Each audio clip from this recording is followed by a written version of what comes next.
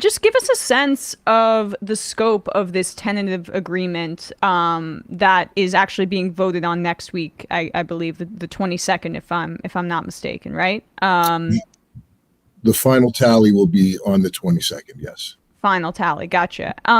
So this deal with UPS, how many UPS Teamsters will this benefit? And what would a strike have looked like had UPS not made concessions? And now I know that, it still needs to be agreed upon in principle, but if you could just give our audience a sense of how historic and massive this is. It is a massive tentative agreement. It covers 340,000 Teamsters. And when you said UPS made concessions, I almost got confused, because usually it's been the other way around with the Teamsters making concessions, but not this time. So, it covers 340,000 people, and I believe that it's going to help all 340,000 people with the pay increases, the general wage increases. We're still going to have COLA increases because, if the inflation is up, our members across the board, from our part-timers to full-timers, are going to benefit with AC in the trucks, Martin Luther King Day as a holiday, stuff that we've never had before. And it was always pipe dreams, So I know that some people might not be happy, but I mean, enhanced language on subcontracting, autonomous vehicles and driver-facing cameras and drones not being allowed. Language referencing like what just happened with the pandemic, where the company went to individual locals across the country and tried to make side deals with them. That's not going to happen anymore. They have to go through the IBT package division.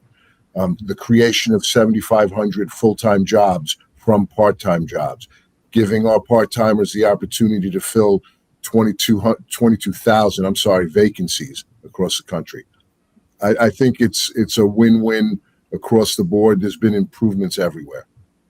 Yeah, I mean, and just to give people a sense of the scope, I was reading this in Labor Notes, which is just this, a great publication, that it's just much bigger than the last increase, because it's at least $750 over the 5-year period of the contract. And there, for example, in 1997, it was a 50-cent equivalent to 95 cents today, according to Labor Notes, increase over 5 years. So that is a substantial increase in the tiers of pay over the length of the contract. Correct. It's substantial. I was a UPS package car driver for 25 years. I joke around that I still know how to use the little device that they scan packages with, the diad. So I'm not too far off the truck, as they say. And in 30 years now, I've never seen a contract like this. So, I mean, just the elimination, because we were talking about concessions before, the elimination of that second tier 22.4 job, which was basically a driving job that they were paying $6 an hour less for. I mean, nobody realistically thought that we would be able to get rid of that position, because once these companies like UPS latch on to something, very difficult to let it go. Can you expand on that second tier practice? Because it basically appears like, you have the first tier of drivers, and then there was a second tier of workers who, they stated, oh, well, they'll drive sometimes, they'll be paid less, but they'll do other things. And in the end, it seemed like they were just doing the same job, but for less pay. Correct. And that was something that was given away 5 years ago. I still don't know the reason for it. I wasn't involved in national negotiations then.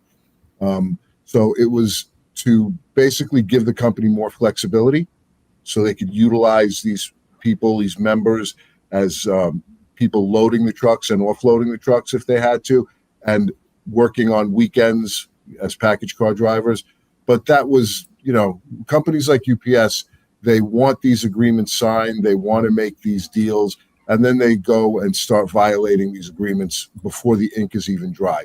So in my local alone, I represent 8,000 members at UPS. We got an influx of 700 and something 22 fours. And, it's great. People want the job. It all happened during the pandemic. The jobs were out there, people wanted to work. And then it sinks in after a while that I'm doing the exact same thing that the guy or girl next to me is doing, and I'm getting paid a lot less an hour to do it. So that wasn't fair. It wasn't a good bargain for the Teamsters, so thank God that that's eliminated. Yeah, right, exactly. And can you also touch on the sixth workday part, which also is this awesome concession that UPS gave, because that goes hand in hand really with that second tier of driver system. Yes, and in New York City, where my local is, we were not required to come in on our sixth day. All right, so we had that language in our local supplement. But in traveling across the country, especially the Northeast, every place I went to, campaigning, etc., members would see this beautiful Teamster logo on my shirt, and they would start complaining about, why are we being forced in on a sixth day? And, a company like UPS, they'd rather make people work more overtime than hire more people and pay Right. the pension benefits and the health and welfare benefits. So that was something that, it flustered me, and I didn't have an answer for it, but because it was in other parts of the majority of the country. So that was eliminated also. And, just the fact that you can have a better quality of life and spend more time with your family and actually have a weekend without having to get stressed out that you come back on Monday and they're going to try to put you on a notice of discipline or discharge. That's a tremendous advantage for our members also. And that's what creates that 7,500 extra jobs, because now they don't have to, well, part of it, but now UPS isn't going to spread all of the existing workforce so thin because of the fact that they eliminated the forced sixth workday. And it goes into the fact that, these companies aren't technically job creators. They employ as many people as they can to make sure that their bottom line is still as profitable for the executives as possible. And without a robust labor movement to advocate and robust unions to advocate for worker protections, they're going to continue to spread their workforce so thin without having to hire additional people until, again, you guys flex your muscle and say enough is enough. Correct. And, that comes also with the part-time pay that was extremely low, that's now being raised. And, they still pay these market rate adjustments across the country, but our members that are affected by these market rate adjustments, they're going to get the general wage increases too, right? So our whole goal is to bring up the standard of living for working class people. Can you explain the market rate adjustment piece to our audience, if you don't mind? Sure. That's a really cute thing that UPS uses. They will never use a market rate adjustment in New York City, for example, because they have blatantly told me, we don't care.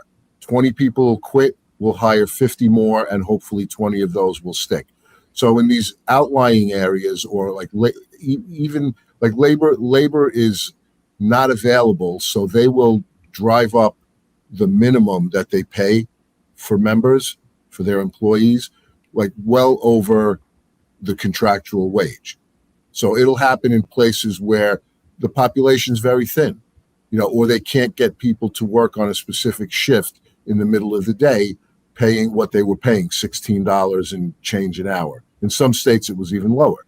So those market rate adjustments, they're still there, but our members will get the general wage increases, even though they might be making more than the contractual requirement.